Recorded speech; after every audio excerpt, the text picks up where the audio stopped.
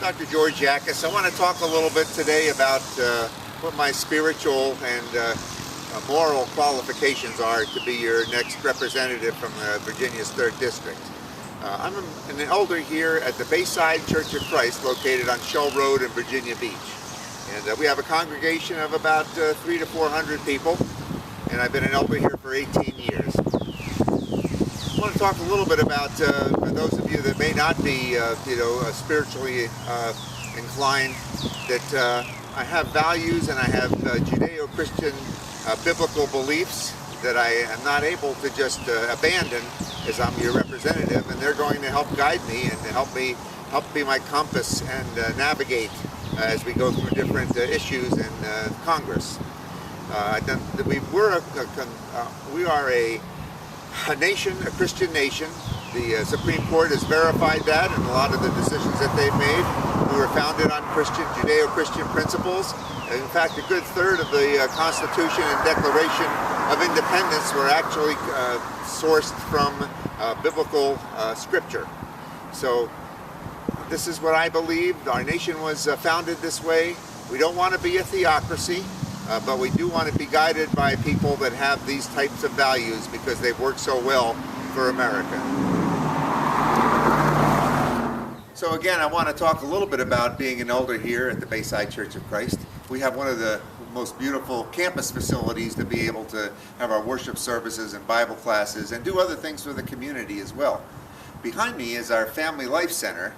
That was a $1.2 million endeavor that I was pretty much in charge of, being able to find an architect, find a contractor, get bond funding, do the site work, make decisions on its construction and decoration, and get it completed. So as an elder here, I feel very proud that I was able to take a task, pick up on it, and bring it through to fruition. George Yacus again. As an elder here at the Bayside Church in Virginia Beach, this was another one of the projects that I recently was an overseer for. This is our visitor center. This is a coffee area that we have for our guests to be able to sit and talk and just and share problems or pray or whatever. Just enjoy a cup of coffee and a donut on a Sunday morning before worship. We have a playground outside. We're trying to take care of our children to make sure that their needs are taken care of. It's kind of like having constituents. You have young and old, and you really want to take care of your church family to make sure that they have what they need for their worship experience and their church life. This is our children's check-in desk where we make sure that we have security for our kids as they come in and they enter the children's wing, which is also was another project that I helped lead to be able to get completed. So these projects, $200,000, $300,000 or whatever, were fairly significant for a church, especially being able to make sure that we had the money and being able to make sure that they came out and have a nice appearance and are welcoming to the community, because we do a lot of community events here as well. This particular wall I kind of like because it's centered, it's focused on Jesus. This is my particular line here. I always, as I come up to the podium on Sundays, I love this church, and I do.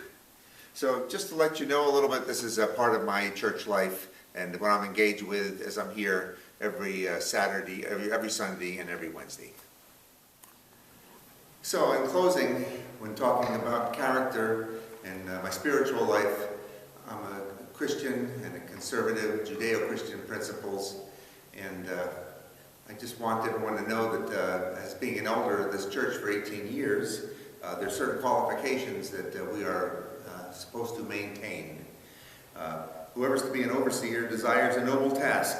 Now the overseer is to be above reproach, faithful to his wife, temperate, self-controlled, respectable, hospitable, able to teach, not given to drunkenness, not violent but gentle, not quarrelsome, not a lover of money. He must manage his own family well and see that his children obey him, and he must do so in a manner worthy of full respect. If anyone does not know how to manage his own family, how can he take care of God's church? He must not be a recent convert, or he may become conceited and fall under the same judgment as the devil.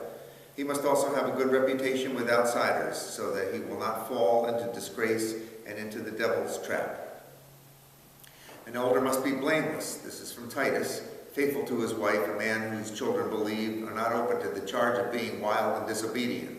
Since an overseer manages God's household, he must be blameless, not overbearing, not quick-tempered, not given to drunkenness, not violent, not pursuing dishonest gain. Rather, he must be hospitable, one who loves what is good, who is self-controlled, upright, holy, and disciplined. He must hold firmly to the trustworthy message as it has been taught, so that he can encourage others by sound doctrine and refute those who oppose it. So I hope that these indicate some of my personal characteristics to give you confidence that as being your next congressman here in Virginia.